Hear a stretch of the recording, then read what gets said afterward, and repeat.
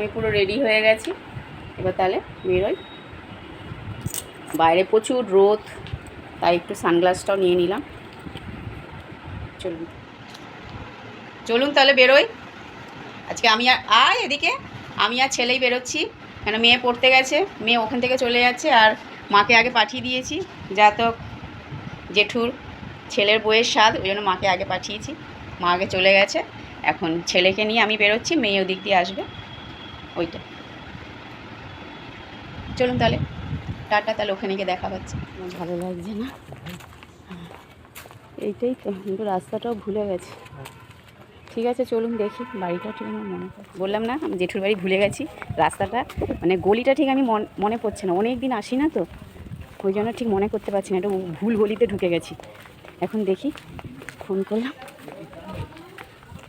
হ্যাঁ এই যে এই গলিটা, এইটা ঠিক রাস্তা। আসলে কি বলুন তো, যখন জেঠুর বাড়িতে আসতাম এসব জায়গা না পুরো খালি ছিল, জানেন, এখন সব এসব জায়গায় দেখুন সব বাড়ি টাড়ি হয়ে গেছে, তো ওই জন্য সত্যি কথা চিন্তা আমার একটু অসুবিধাই হচ্ছে।